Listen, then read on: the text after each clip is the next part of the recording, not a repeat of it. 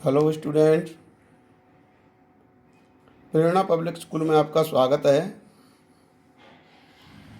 आज हम इंग्लिश में टेंस को आगे बढ़ाते हुए प्रेजेंट परफेक्ट टेंस पढ़ेंगे। परफेक्ट का मतलब होता है पूर्ण काल, यानी ऐसा कार्य जो पूर्ण हो चुका हो। जैसे कि आप पहचान देखेंगे, वाक्यों के अंत में चुका है, चुकी है, चुके हैं, लिया है, दिया है, किया है, खाया है, पिया है, देखा है, सुना है इत्यादि ऐसे शब्द होते हैं जिनसे कार्य का वर्तमान काल में समाप्त होना या पूर्ण होना प्रकट होता है। जैसे एग्जाम्पल के रूप में, मैं खाना खा चुका हूँ, वे घर जा चुके हैं, आपने अपना गृह कार्य कर लिया है। तीनों ही वाक्य में आप देखेंगे तो अंत में चुका है, चुके हैं और लिया है, यानी ये शब्द ये प्रकट करते हैं कि कार्य आपका वर्तमान काल में समाप्त हो चुका है। अब आप अंग्रेजी में पहचान देखेंगे तो देखिए,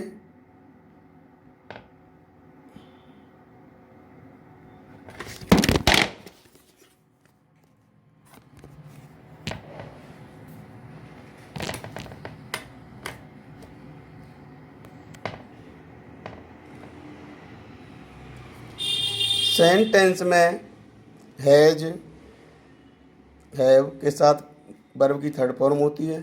इससे के अलावा कुछ एडवर्बल्स यानी क्रिया विशेषण जो ये इशारा करते हैं कि कार्य आपका समाप्त है।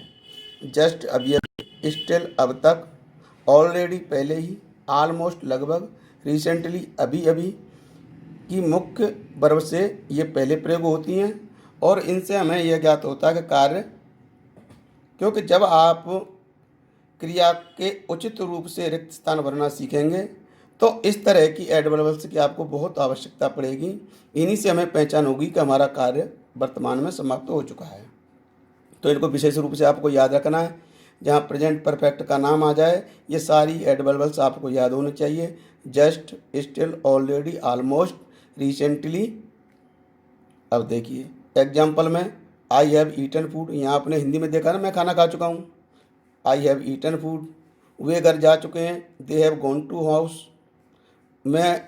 आपने अपना गृह कार्य कर लिया है, you have done your homework. Example clear?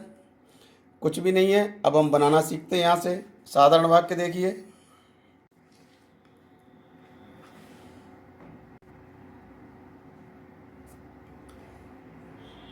साधारण वाक्यों में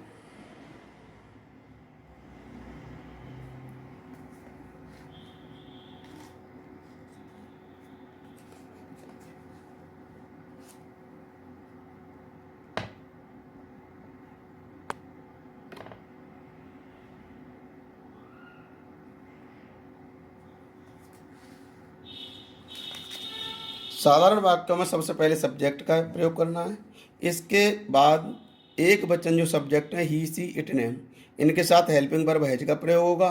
शेष सभी जितने भी प्लूरल सब्जेक्ट हैं, बहुवचन जो करता है, यू, हैव, दे, आई, कोई भी प्लूरल सब्जेक्ट हो सकता है, उनके साथ हैव का प्रयोग करेंगे। वर्ब की थर्ड फॉर्म का प्रयोग होगा। और इसके अलावा कोई यदि अन्य कथन हो तो उसका प्रयोग हमेशा ऑब्जेक्ट के बाद ही होगा। सूत्र है आपके लिए, सब्जेक्ट, हैज, हैव, उसके बाद वर्ब की थर्ड फॉर्म, ऑब्जेक्ट और अन्य कथन। नकारात्मक वाक्य में कुछ भी नहीं होता है, सिर्फ हेल्पिंग वर्ब के तुरंत बाद आपकी नोट लग जाएगी। शेष नियम आपके अफर्मेटिव सेंटेंस के समान ही रहेंगे। सूत्र है हैज, हैव प्लस नोट, उसके बाद हेल्पिंग वर्ब की थर्ड फॉर्म, वर्ब क्रिया की थर्ड फॉर्म, ऑब्जेक्ट और अदर। अब आगे देखिए, इंट्रोगेटिव सेंटेंस बहुत महत्वपूर्ण सेंटेंस होता है, क्योंकि हम प्रश्न बनाना इसी में सीखते हैं। अब आप देख रहे हैं, अब यदि वाक्य यस नो टाइप हो, यानी क्या से प्रारंभ हो, तो हम क्या करेंगे, वाक्य को हैज, हैव से प्रारंभ करेंगे।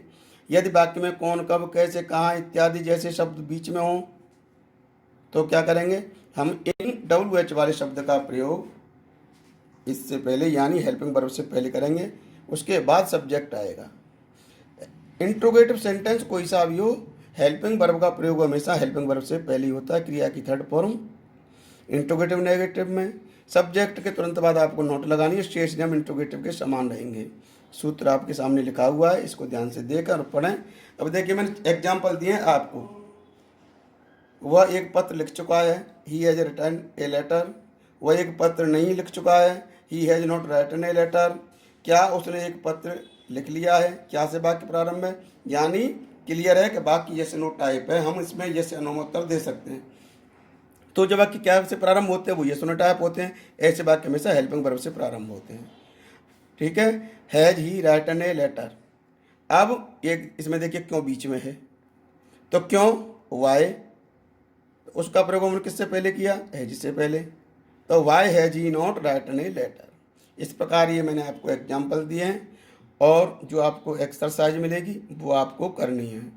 इसमें एक और महत्वपूर्ण बात, जो भी सेंटेंस आप पढ़ रहे हो इनको उत्तर पुस्तिका में एक साथ लिखते जाएं, उनको रोज़ प्रैक्टिस करें, याद करें।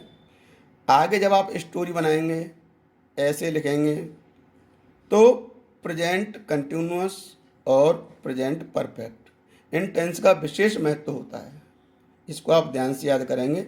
आज के लिए इतना ही, धन्यवाद।